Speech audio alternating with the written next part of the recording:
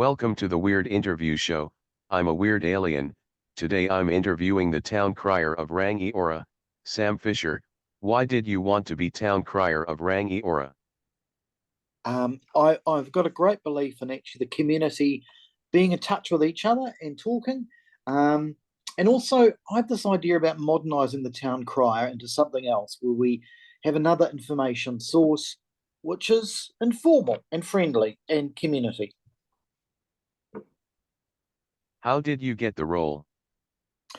Um, Interestingly, town criers aren't appointed in here. The previous town crier I researched had declared himself the town crier, so I did the same. And the mayor said, "How do I appoint a town crier?" I said, "I don't know." He said, "Okay, well, you can be the town crier." So there we go. Easy. Did you have any competition for that role? No, no. People think it's a bit outdated, and I'm a bit mad. No. Do you need to frequently deal with press as part of the job, and do you like doing so? I do deal with the press, and it's because alongside the town crier role, the town crier spearheads a lot of community initiatives. So I deal with the media for that, and I quite like dealing with the media. They are they're sort of like many other professions, I think, trapped in a certain way of doing things and thinking and behaving, which may not necessarily be what they would be best at doing. It's the same with the town crier. I mean, the old town crier is a bell in the coat. I thought it would better be to look at the communication aspect. A good journalist is looking, I think, at communication as well. So I quite like media because I can relate to them on that level. Do you find being the town crier rewarding, and how so if so? Yes, I do. I find it very rewarding. I think it's what I've been able to do with that as my sort of title is actually get a few more things going. We had a fashion show. It was a runway show for the op shops in town, all the Goodwill stores, and that was great. And also, we did a couple other things, but I could do that because the title was there, and I really love that sort of work. In this digital age, do many people know who the town crier is? The answer is no. Some people do. I've been stopped and asked. One in the chemist shop knew, but mostly no. And actually, maybe they do know, but they don't care and don't talk to me about it. Because I haven't, I've got some garb, some nice coat and a bell and all that stuff, and a hat. I have got it, but I haven't really worn it much. So I think if I walk around in that, I'll be recognised a lot more. How are you modernizing the role? I'm looking at the main communication will be a thing I call the Rangiora feed, which is a series of images which can be picked up by anyone with a web address and shown on screens or projected onto the side of walls.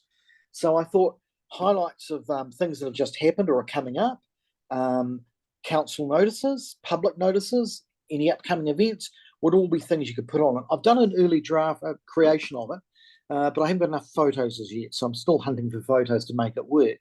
But it seems to me that's a better way to convey messages than running around with a bell and a coat, although I will do that if required. I just think it's about looking at how do people find information, what do they want to know. The town crier was a community thing that someone who used to wander around and ring bells to give you the news. It would be easy to have them projected somewhere or on a feed which appeared on your screen.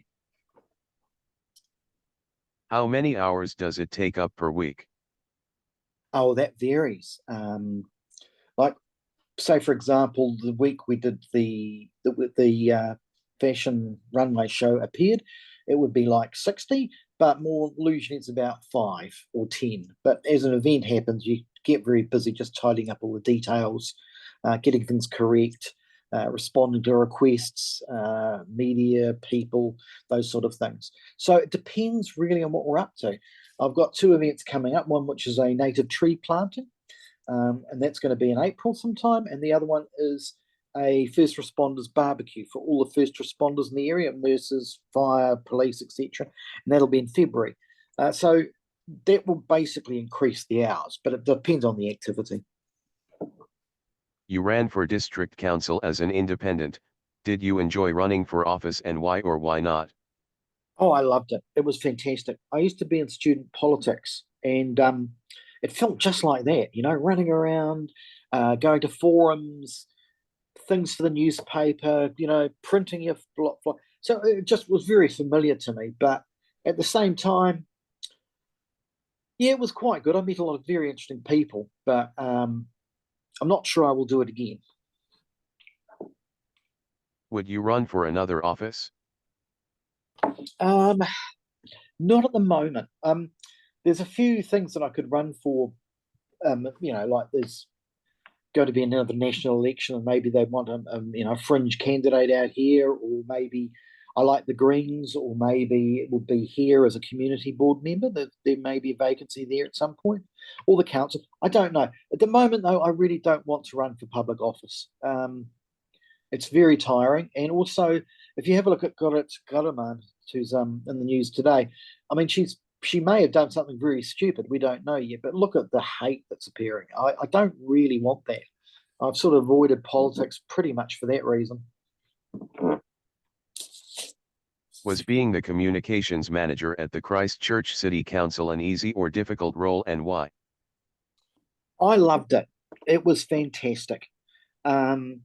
Because one of the things that was different from me and other people who'd been in the area was I was quite active. I remember one day there was the square was being refitted, so I got the team said, "Drop everything you're doing. You were going to drop all these notices to the business owners in the square." So for the rest of the day, we went out, met and talked to the business owners in the square. I love that flexibility. Christchurch City Council in the days when I was there was a lot more about trying really hard to give value. And I think that was a really good time and place. I loved it. I'm not sure I'd like it again. I think it's become like every communication job now, which is basically by the numbers, do it exactly this way, don't do that, don't do that, don't think about anything else. And I don't think I could do that again. Where can people follow you? I used to have a Twitter account, but I closed it because of Elon Musk, basically. The only place is Facebook, but I'm about to set up the Rangiora Hacks page. We haven't had a full page for ourselves. We've had event pages. We're about to set up a proper page. It might be a web page as well.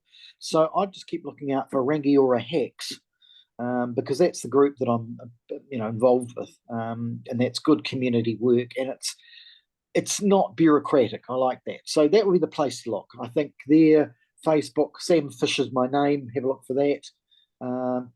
Yeah, I'm not really. I don't have. I've got Instagram and other things, but I don't actually use them. So yeah. I would like to thank Sam for the interview. People watching can like, comment, share, subscribe and whatever else people do to videos if you're watching in the future.